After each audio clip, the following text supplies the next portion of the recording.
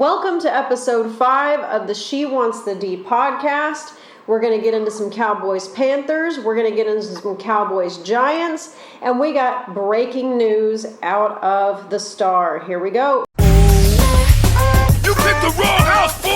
I'm about to end this man's whole career. Damn, boy, he's thick!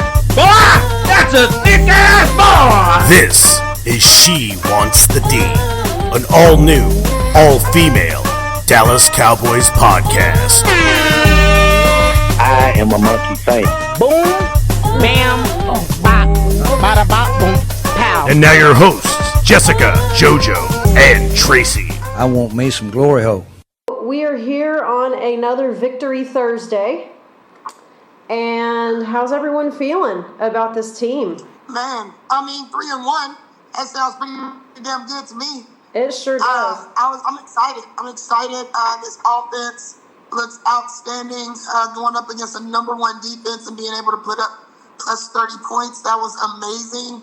I'm pleasantly surprised. Defense is giving up yards, but they're creating turnovers. They're getting stops when we need them. It's just a good feeling all the way around. You know, it was so much questions going into the season, especially on the defensive side of the ball. That O-line is holding up strong. Dak is looking fantastic. It was a great game. I was highly impressed from start to finish for the whole team. The whole team was amazing. Yeah, I agree with that. I agree from top to bottom. I mean, I know last week we were talking about defense and them not attacking the quarterback enough as far as sacks are concerned, and I feel like I got everything that I complained about. Yes. Yeah, I mean, everyone just looked absolutely outstanding. So I have nothing negative to say, really, at all. I feel like everything that we addressed in the last podcast was answered in this game. Zeke was outstanding. He was. The defense was outstanding. All around, the offense was outstanding. I really don't have much to say other than maybe clock management on Mike McCarthy's part. But other than that, I mean, I can't really point to anything in that game that I didn't like. The player management with Diggs was a little weird. It was. I mean, I understand that we're up by however many points, and, you know, that's when you start pulling out your starters to give them rest. I understand all of that. But the second we took him out, the Panthers scored, and they started driving down the field. I mean, literally the second we took him out. So, I mean, for me, it was like, yeah, I get it, but at the same time, do we need to do that against a 3-0 team? You know? Exactly. I think that was asinine. I'm glad you brought that up because this kid is in his second year, and when you have a young, hungry player like that, you don't reward them by saying, you're too good. The guy's young, okay? He's supposed to be out there playing football, and you don't want to get in his head that he's better than everyone else, or give him an opportunity to become a diva when he doesn't need to be a diva. I mean, that type of behavior creates clouds in the locker room. You're basically saying to the entire team that one player is more important than the rest because Dak didn't go out early. Yeah. And y'all just paid him how much guaranteed money? So, no, I didn't like it.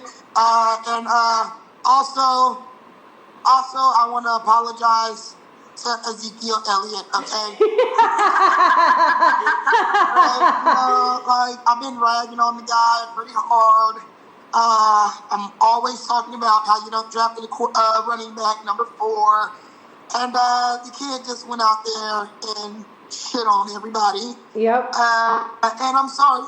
For now, I reserve my apology to be withdrew at a later date. But for right now, Zeke, You made me eat crow, and I apologize. When we get done with this podcast, I'm going to send you my outline because it literally says the very first note that I made was talk about the run game, ... JoJo apologizes to Zeke, ? Oh.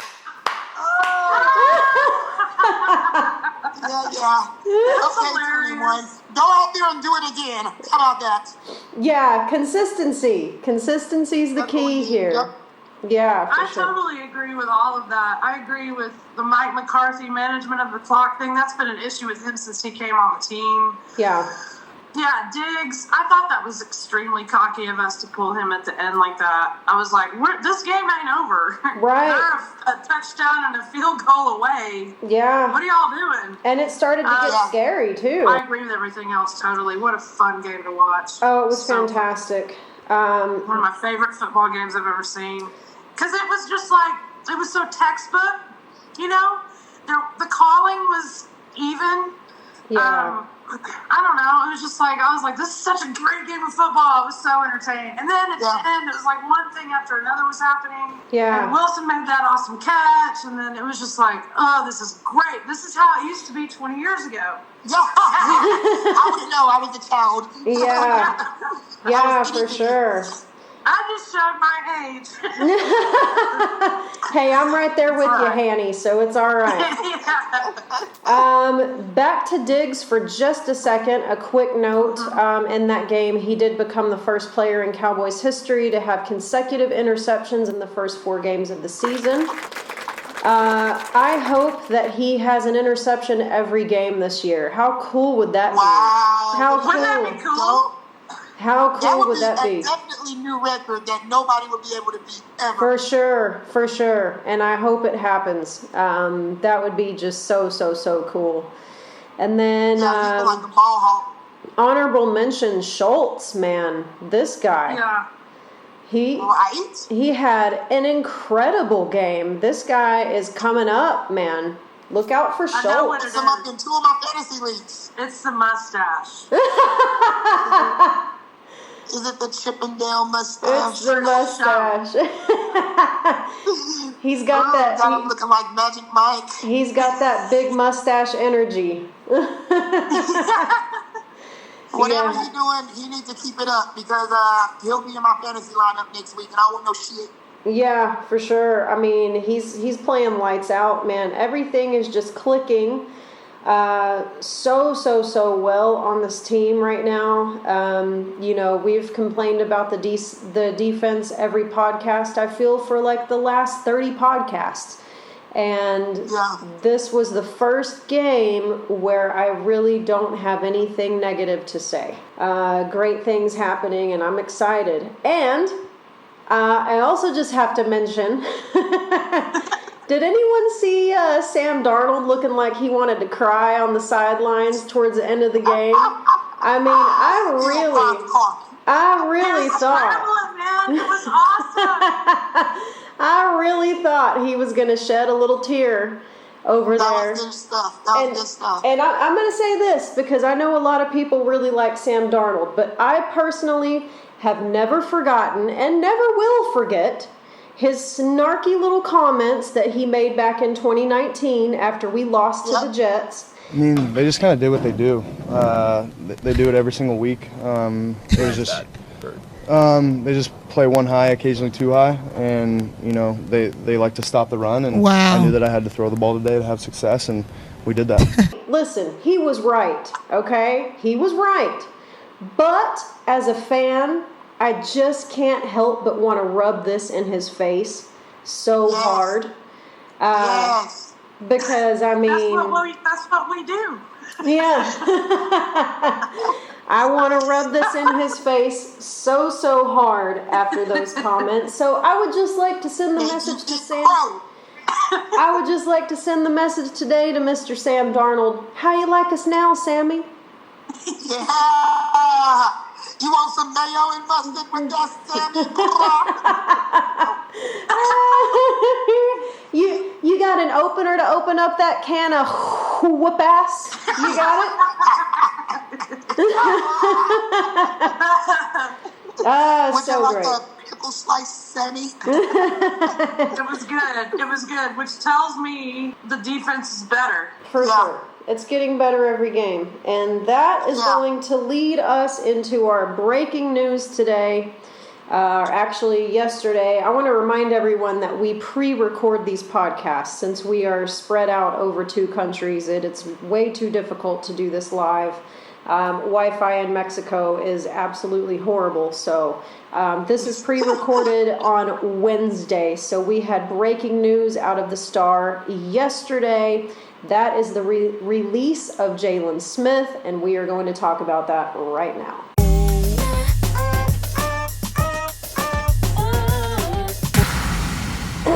All right. I know there's going to be some very hot sports opinions on this one. And I'm going to let JoJo take the lead because I know she's got a lot to say. I can see her head about to explode right now. And take it, JoJo. Well. I tried to tell you, Mr. Jones. I want to go back first to that moment on that damn podium when Jerry and Steven were looking so proud of their new contract just signed by Jalen Smith. Look, I get it. It was a wonderful story. If you would have seen that bowl game and that kid's leg, I would have never thought he would have played football a day in his life. I literally almost regurgitated in my mouth watching that game with his leg, okay? But for the point being, you saw what Jalen Smith was before that contract. And that contract was about trying to prove a point to Ezekiel Elliott, another player that didn't deserve a new contract. The kid cannot run sideline to sideline. He is slow. And his football IQ as far as where to go and where to be on the field is absolutely horrible. They gave this kid the mic. He was the mic on defense, and he doesn't know shit about being the mic on defense. And then you pay him $54 million. It was egregious. And I can't believe that we did it. And you know what? I'm still mad, even though they cut him, because you wasted all that damn money, and now you look stupid. But thank you for making JoJo look smart. That's all I got to say about that. Woo! That was a word. And I know. I hope Stephen A. sees this. That was the dumbest contract I've ever seen in my life. The kid literally looks like he's dragging his foot when he's running across the goddamn field.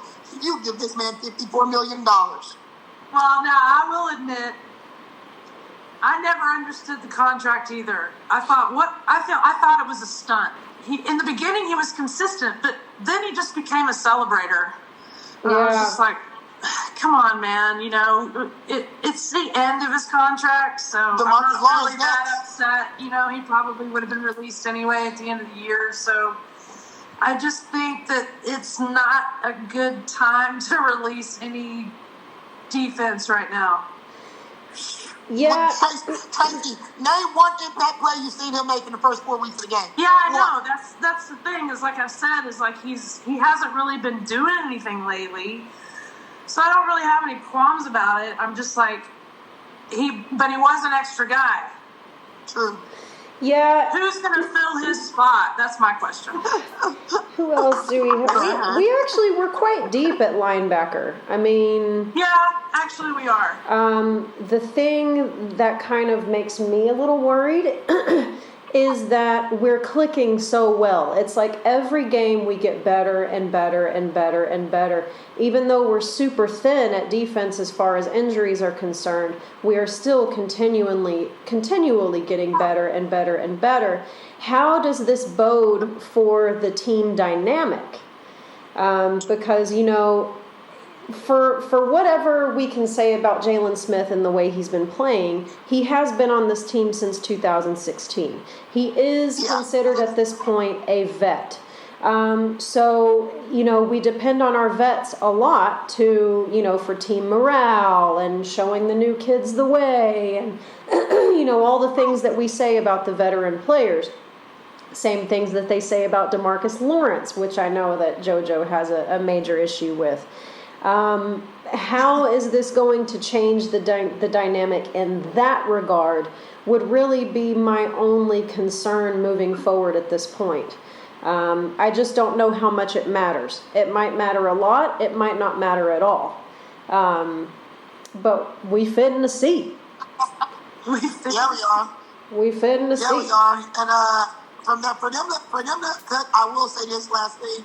For them to cut Jalen Smith, I feel like they already have that presence in the linebacker core in the locker room. I feel like they have somebody that they feel like can be a leader. I know Micah Parsons is a rookie, but with his play alone, players will follow him. They will follow his leadership on the field, and that will transfer into the locker room. Yeah, for sure. And I can't believe that was the one that I was forgetting. I knew that there was a position. I'm like, what players do we have? You forgot a rookie pick in the first round? No. Yeah. It's early in the morning. My brain's not working too well right now. I'm like, who else do we have? I'm like, Leighton Vander Esch. Who? Yeah. Who's that one guy? And Jalen has been mentoring Parsons as well. Yeah, I mean, Camp Hard Knocks and stuff. You can see him talking to him. we can Or Parsons getting advice. That's really not husband. See, it's your I guess not husband. anymore. Now I gotta find a new husband. You gotta find a new husband and a new baby daddy, because you're. Yep. Yeah. Oh, I gotta get busy. Yeah, you gotta get on it. I mean, I can go either way on that. It's like, he's been a mentor, yada yada, but then there's a lot of mentors His job's on that. done. His job's done. It was time. It was time. I don't understand why we gave him a contract. I never did, but I do understand why they let him go. Well, and I gotta say, to that point, good on Mike McCarthy for making these moves, because I feel like Jason Garrett just never did anything like this. I mean, I'm sure there's a few instances that we could pick out over his 10-year tenure to say, oh, well, he did this one time. But I mean, Mike McCarthy's in his second year here, and I feel like even though he's not the best coach in the world, at least he has the cojones to make these moves despite... To build a team, yeah. To build a team. And it was like I was saying last week in regards to Zeke. We need to stop putting so much emphasis on the value of a player's contract and put more emphasis on what they're actually doing on the field. And, it shouldn't matter how much we're paying a player, as far as how much play time he's going to get. If he's not getting it done, he's not getting it done, and he's got to go. Yeah. And I respect Mike McCarthy in that regard for being able to make these hard decisions and make these moves, even if it is so early on in the season. I mean, he can see the writing on the wall. It's almost like we're an actual football team now, guys. I know. Man, who'd ever thunk it? Who'd have thunk it? Like, it be people, when I'm out, they be like, Cowboys fan, and I'll be like, really? You really want to go there at 3-1? You really want to talk about my boys right now? Third best offense in the NFL? What? I be shitting on them out here. I was like, open your mouth again. Let's see what happens. Yeah, we fed in the sea. Fed in the sea. We're in Texas, man. You better put some respect on our name. Put some respect on it. Put some respect on it. Put some respect on it. Oh, I missed that. All right. Speaking of we fit in the sea, let's get into some Cowboys Giants talk.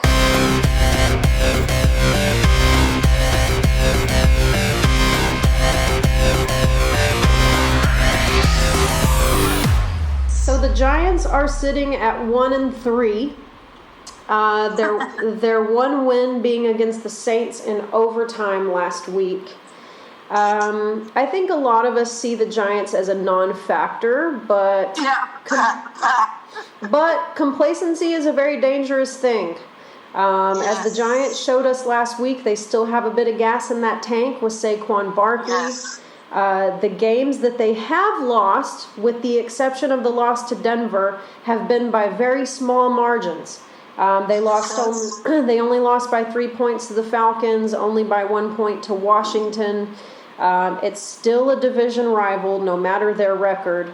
So what do we need to do to make sure that we don't get complacent here and pull out this win? I feel like if we come out on fire in the first of the half, everything will be fine.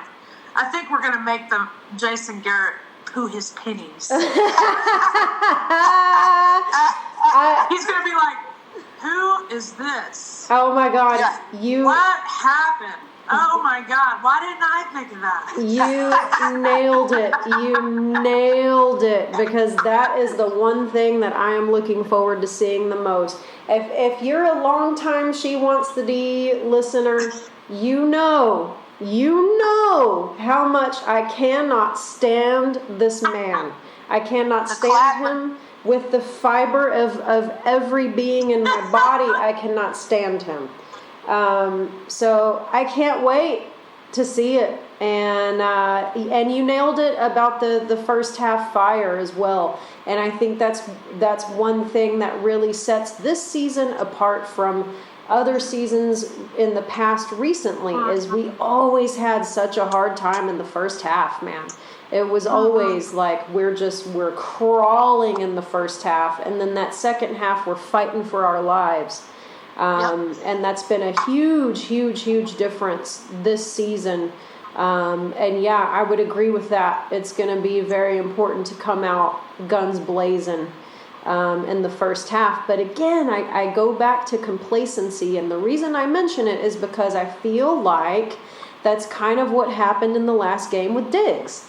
Right? Yeah. I mean, a little bit, yeah. It's an attitude of complacency where like, oh, we got this, let's pull Diggs, and then boom, not even 2 minutes later, they score a touchdown. And it's like it's not just defense that leans back, it's offense too. The game before that, Dak was kind of sitting back like, oh, we got 42 points on the board. I'm done. Yeah. I'm good. Yeah, and I mean, I can understand with Dak to an extent. I mean, he's the quarterback. That man a lot of money.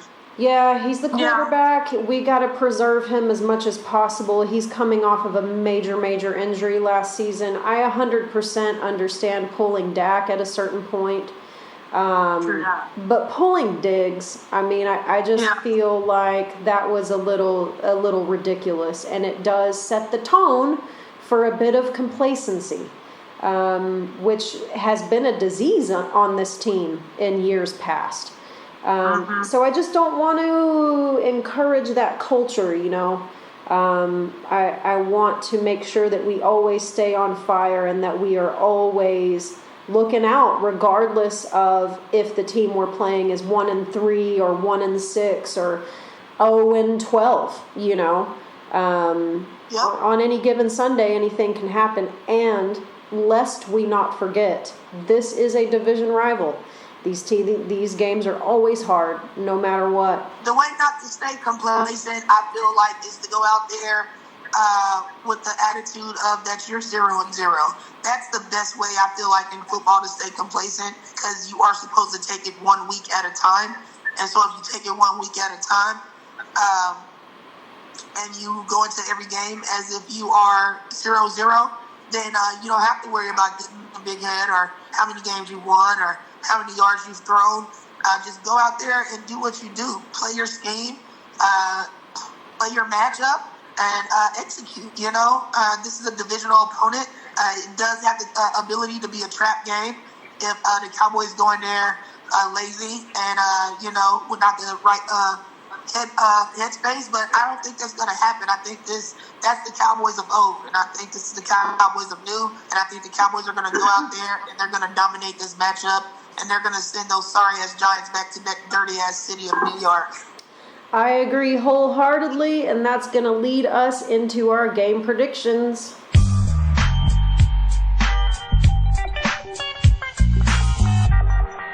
All right. Well, we have been throwing up 40 burgers all over the place. It's been real nice. It's been real fun. I've got my prediction. I think I'm going to surprise some folks. But Tracy, I know you have predictions from last time written down. Is there anyone who came close or anyone that nailed it? None of us came close. Yeah, we all shot pretty low on that one. Freddie Washington said 32-21. That's close. Which is not too far off. Yeah. 37-13. 45-20, 35-14, 31-24, and 35-31. So, 35-31 is the winner. That's close. Who said that?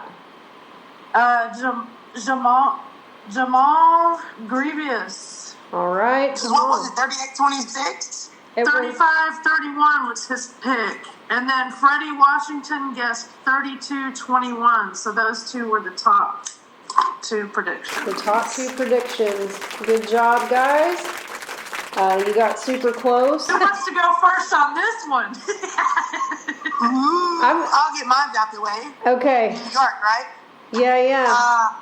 Another divisional matchup. Saw what happened to those dirty birds. We I expect did. the same thing to happen to those Giants. I think we're going to make those Giants feel real small by the end of the game. I think we're going to pick off Daniel Jones, not once, but twice. Woo! I think Saquon Barkley will be held in check. I think he will not have over 100 yards. I think he'll have like under 100 rushing yards, maybe 78, 88. And I think this defense is going to make the necessary stops. So with all of that being said, at this point, I don't even think we have to say what Dakota's going to do because we know what Dakota's going to do. Oh, for sure. Dakota's not the only foolproof, bulletproof piece of this team because the boy ain't going to do nothing but go out and ball out. So with all of that coming out of my mouth, I am going to give this a score of 27-20 Cowboys. What? 27-20. 40 burger. Well, I am about to blow everyone's tits off with this prediction. We need the tits. And Tracy actually said, who was it on the last podcast that predicted the Panthers game would be 45-20? I think that was Joe Tratrina. Our Italian friend. All right. Stallion. All right. Well, Joe. 45-20. Yeah. Joe, I am piggybacking off of you today. Oh, I can't believe you right now. Because you actually are right on point for exactly what I was going to say for this game, which is 45-20. I think the Cowboys are going to go out there and put on a show. We are at home. We are against Jason Garrett. We are on fire. I think that we are going to ball the hell out, and I think that we are going to put up 45 against them dirty Giants, and we are going to send them packing back to New York. Yeah. 45 just dropping 40 burgers now? to 20. Yes. I don't drop 40 burgers very often, but you don't. As I mentioned earlier, I truly despise Jason Garrett, and I want it. It's just got to happen. So there it is, Tracy. Okay. Did I adjust mine? Did I take yours? That was gonna be my pick. I took yours. So, I'm going 41-17. Okay. All right. I think we're going to pound them. I think we're going to embarrass them. I think so too. It's what I want. I want to see Jason Garrett on the sidelines looking confused. I want to see him not clapping and not smiling because he is getting just destroyed. I want it. I need it. and I think it's going to happen. So, as always, guys, don't forget to get your predictions in. We do record these, we do look at them, and if anyone nails it, we definitely we want to know, we want to see, and we will mention you on the next podcast. We are going to have a game predictions vlog this week. It'll be our first one of the season. And we will start putting your predictions in that vlog. So get them in, and best of luck to everyone on their predictions. Let's go out and get this W on Sunday. Go Cowboys! Go Cowboys!